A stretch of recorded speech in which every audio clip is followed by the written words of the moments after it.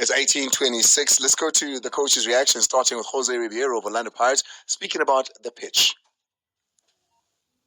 Whatever I say about the pitch is going to be a, big line in social media tomorrow, and I don't want to give you that chance to try to show that I'm justifying what happened on the field with the shape of the field. It was the same field for Sundowns. But at the same time, I have to say that I'm sure that Sundowns is not happy with the field. It's a pity that this game must be played in this field. That's Jose Riviero there on the pitch. And we're going to hear from the referee now. What are the rules that govern the watering of the pitch in particular? But here's Miguel Cardoso, rather. I think making a point and a case for Sundowns.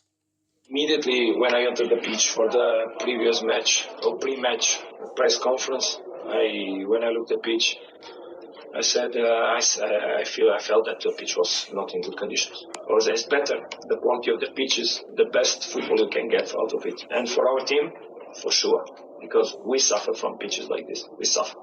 So I'm not naive or to say that when we go to play away we have bad pitches, because not everywhere, every time.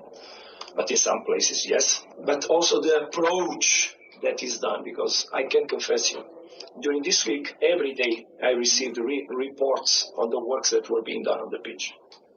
Our team of people that are greenkeepers, they were here every day working on this pitch. Otherwise, it would be even worse. I want to know and maybe we must ask the players. We've got two players coming in this week. We must ask them what that pre-match, that pre-game field inspection is.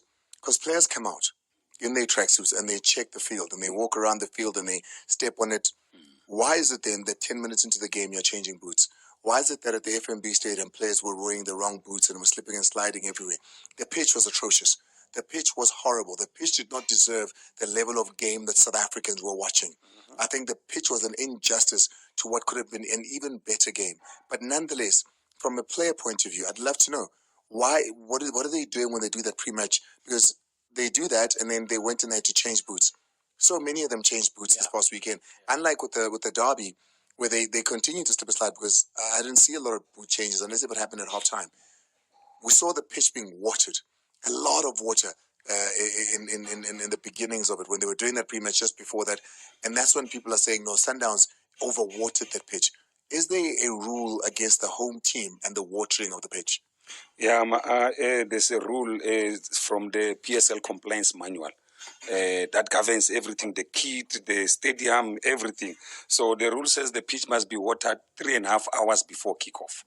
So the decision to water the pitch lies with the groundsman and the match commissioner. But who control the groundsman? Of course, the home team. Yeah, that pitch, I can tell you for a fact, that pitch was watered 30 minutes. No, but we see it getting watered. We see it getting watered. When the boys come on and then when they leave, it gets watered. Wow. So what do you mean 3 hours? No, 3.5 hours before kickoff. That's the time when the match commissioner arrives so that he can inspect.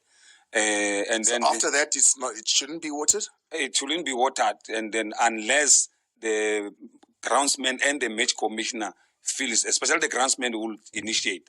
But well, that's definitely not. Those are definitely rules. Not the standard in the PSL, because whenever I'm doing touchline for SABC Sport, I get there 2 hours before kickoff, and the pitch is always watered when I'm there, just before I interview the coaches or even after I interview the coaches. So that rule does not apply. So who is the enforcer of that rule?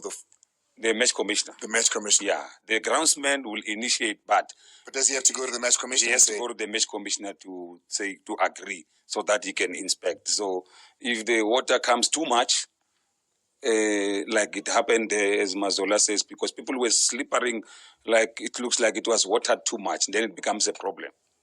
So the match commissioner will then report to the league. Take a break. When we come back, it's Mazola Malev.